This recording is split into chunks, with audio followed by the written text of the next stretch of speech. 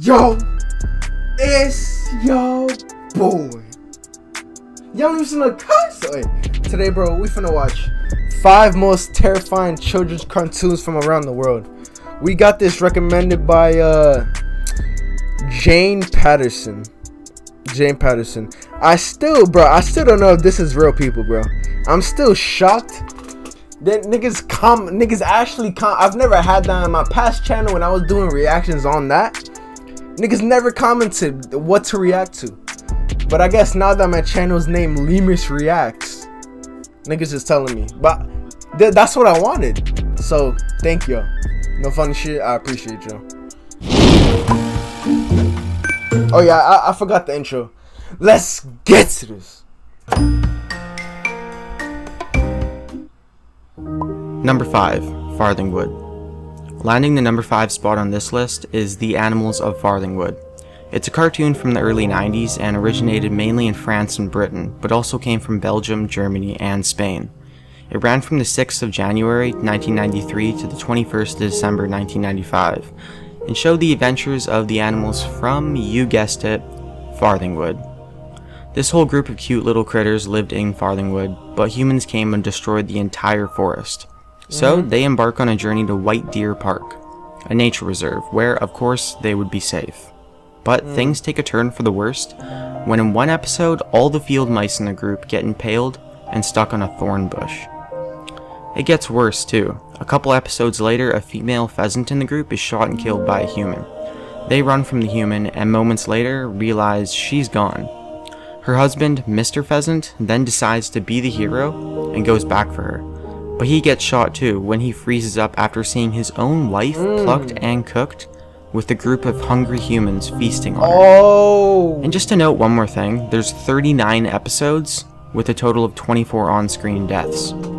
So this is basically, bro, I imagine it sounds bad, but it's actually sending a good message. You feel me? It's trying to show like the damage humans are causing to animals and shit, and the way animals feel themselves. I feel like that's what this is trying to portray, which is good, because if a kid sees that, actually never mind, bro. If a kid sees that, he's not gonna care. He's not even gonna notice until he grows up and then sees. But it's a good concept, you feel me? A good concept. Mainly consisting of main characters. Number 4, The Moomins.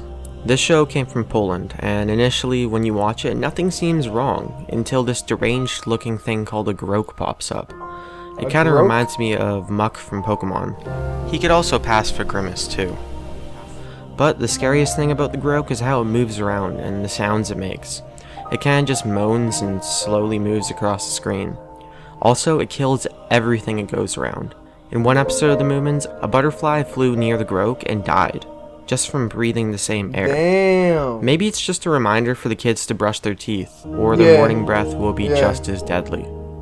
Also, later on in the series, the Groke comes into the Moomins' house to have them barricade themselves in their own house and grab weapons in pure fear. Number 3, Alma.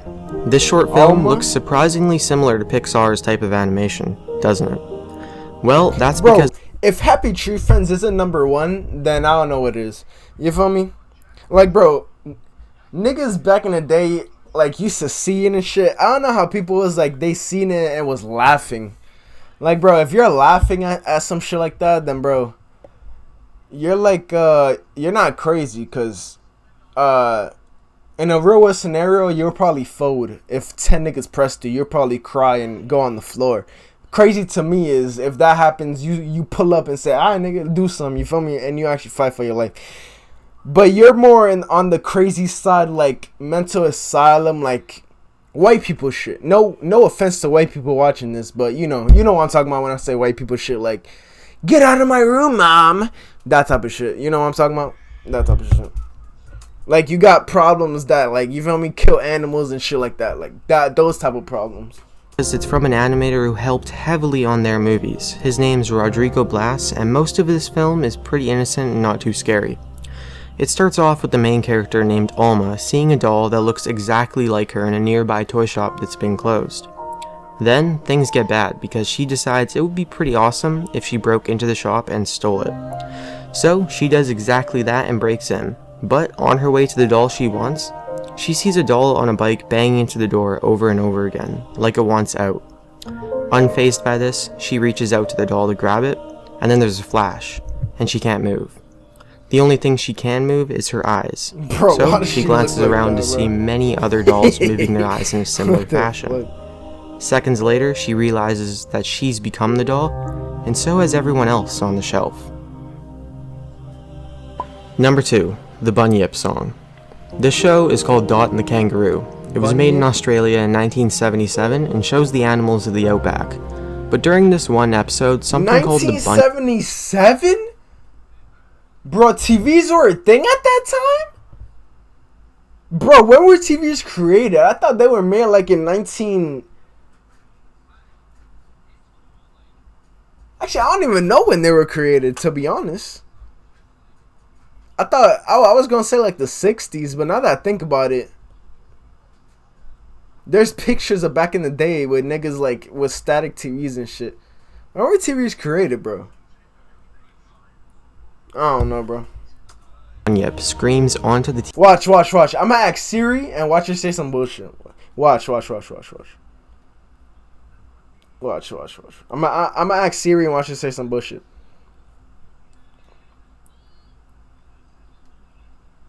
When were TVs created? The answer I found is September 1st, 1927. 1927? Finally, she's worth it. But 1927. Damn, that's crazy, bro. That's really crazy. Bro, I just thinking about life back in like fucking, just imagine life in the 1400s. Like it will be fun to you cuz that's all you will know back in the day. It's like a nigga in the hood and he's accustomed to the hood and shit. You'll be accustomed to like your surroundings, so it'll be good to you. But like a nigga from 2021 going back in time, my nigga, I would kill myself. Bro, imagine having to go out and fight for your own food. You have to go kill the animal. Half of the day is finding food. Eat it. You feel me? Killing the animal, my nigga. Bro, imagine. You spend 12 hours trying to catch a chicken, bro? Fuck no, bro. I'd rather eat myself. I'd rather starve to death, bro. I'm gonna be honest. I'd rather eat dirt, bro. I'd rather eat dirt, bro. I'm gonna be honest. I'd rather eat dirt. TV screen, and a song starts playing with the lyrics. The Bunyip's very bad, and the Bunyip's very bold, and they tell me that the Bunyip is now 1,000 years old. You better hide very soon, or the Bunyip's going to get you in the Bunyip moon. Hey. Also, it says in the song that it's the most unpleasant monster that you have ever seen. What makes this even worse is that this Bunyip thing has actually been seen, according to Aboriginal accounts dating over 1,000 years. Number 1, the Plague Dogs. The Plague Dogs? If you watched Watership Down... Hold up! The Plague Dogs? This footage was made 6 years ago.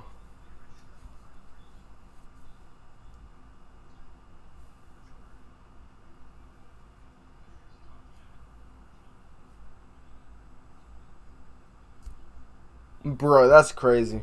And you know how That's messed insane. up it is. This movie is basically that with dogs. The same filming studio, voice actors, and directors all worked on this adaptation, called The Plague Dogs. The first scene in this movie shows a dog drowning and its motionless body settling at the bottom. Wow, way to start a movie, huh? Anyways, if for some horrid reason you decide to keep watching, you'll see a scene where a hunter calls a dog and it starts running for him.